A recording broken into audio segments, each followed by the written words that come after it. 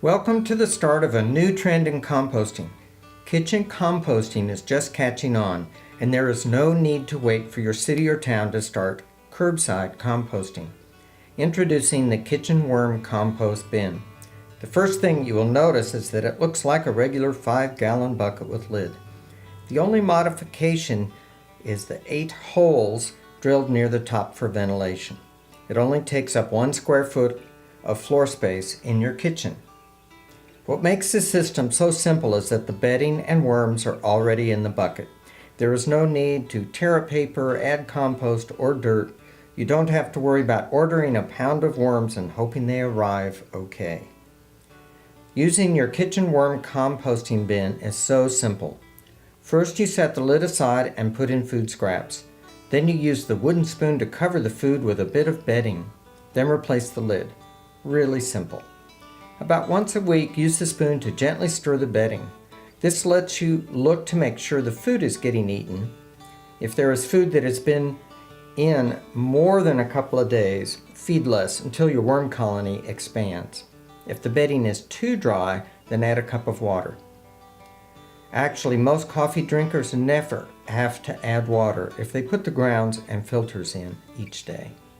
Also check if there is water at the bottom. Worms can drown if they can't get out of the water, so add some bedding or rolled oats to soak up the water. You can add this water to plants too. It is full of nutrients. Best of all, you will notice that your kitchen worm compost bin will always smell like a forest, even if you have rotten veggie scraps and coffee grounds in it. How amazing! Let's look at the kitchen worm bin compost guide. Do not feed meat, dairy, citrus, or oils. Also avoid spicy foods. Bury food with some bedding. You don't have to do this, but it's a good practice to make a spot, put the food in, cover it up. Cut food into small bites, just like you would adding vegetables to a soup. Freeze fruit scraps to avoid gnats. And as you'll see, I actually freeze all my scraps and then I just add them when it's convenient. Gently stir once a week to aerate.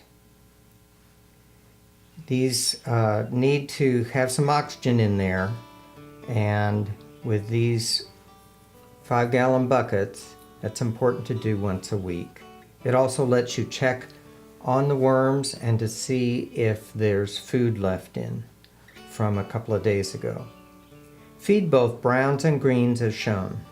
Browns, shredded paper, torn up cardboard, dry leaves, unless you see bugs on them, coconut coir, which is the fiber, rice hulls, or sawdust. Greens, vegetables, fruits, citrus is too acid. Coffee grounds with filters, tea bags, bread is okay if moistened, same with cereal. Eggshells if they're crushed. Limit starchy foods like rice and potatoes. Tips: if too dry, add a cup of water. If too wet, add browns or oatmeal can work. If food is not gone in 2 days, feed less. To speed up growth of your colony, put scraps in the blender. Give them a smoothie. When full, add some to a garden, give away compost, take it to a greenhouse, move to a large tub, or help someone start their own bin. Remember, composting reduces greenhouse gas emissions from landfills. You can find out more at drawdown.org. And you can email questions to kcdrawdown@gmail.com. Now let's take the lid off to do our weekly check. You can keep the spoon just in the tub all the time. I also like to use a short spatula. We're just going to carefully turn, might see some worms there, and make sure we don't have lots of food just sitting not getting eaten. So there's a little bit, but some of like the carrots and the salad stuff will take a while. You want to have it fluffy so that it stays moist like a wrung out sponge, but not real hard packed down. If it gets packed down, you want to add some more browns.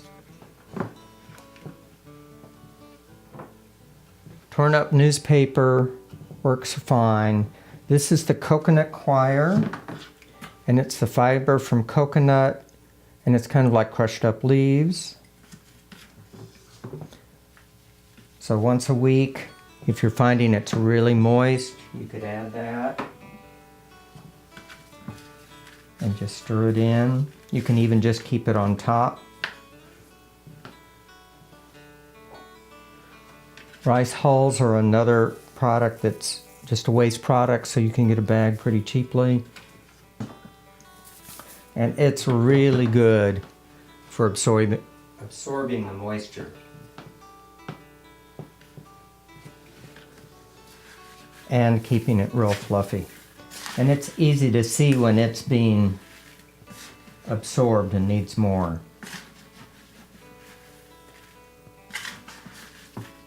So as you dig down, you'll find it's more compacted.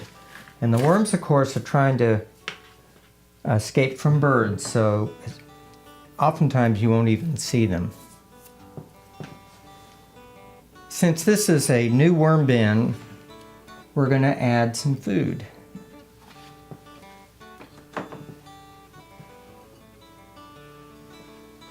Coffee grounds and the filter can be added. And again, I just tear it up a little bit.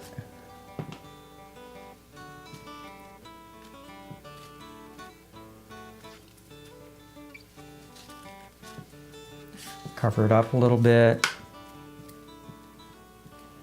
And you'll see sometimes you'll get some of the bedding on the spoon. So I just keep a cloth handy.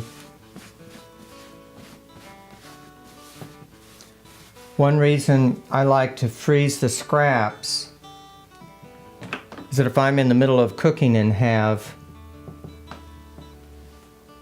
scraps to put in the bin, if I'm covering them up, then I've got to wash my hands.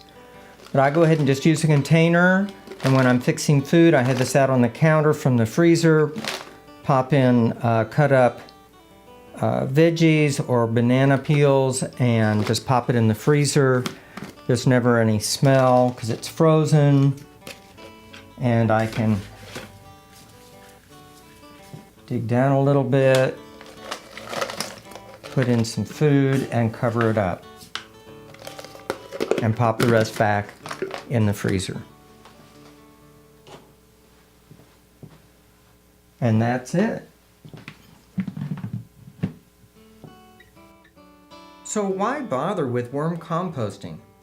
First, any compost helps the soil pull down more CO2 out of the atmosphere. That carbon gets locked in the soil. Food scraps in the landfill are anaerobic, lacking oxygen, and give off methane gas, which is 25 times more potent as a greenhouse gas than CO2. Yes, your kitchen worm composting bin helps save the earth. Food waste is ranked number 3 in the list of solutions to reverse global warming in the Project Drawdown report of 2017. It is also a great conversation starter about protecting our environment right there in your kitchen. Troubleshooting tips. Most worms stay underground by their food and away from birds.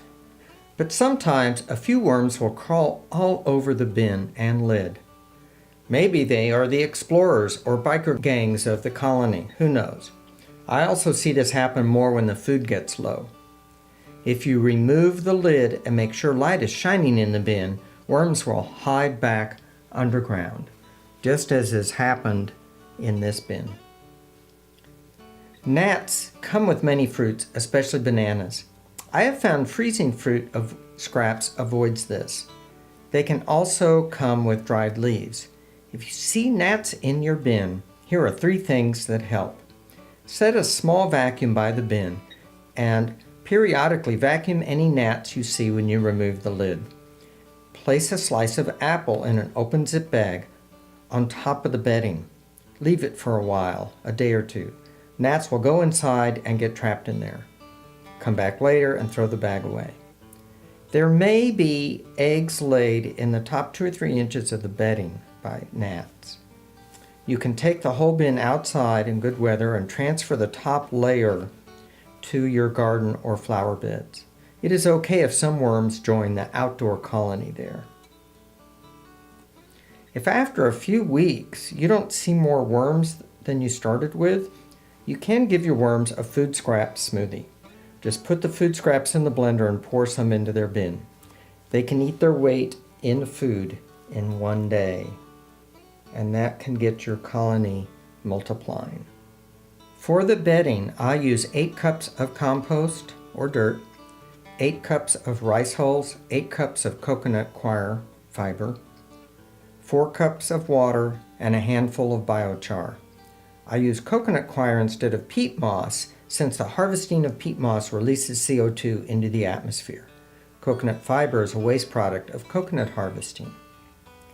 Finally, if you get your own worms online, Uncle Jim's Worm Farm consistently delivers healthy worms at a fair price. Thanks for watching.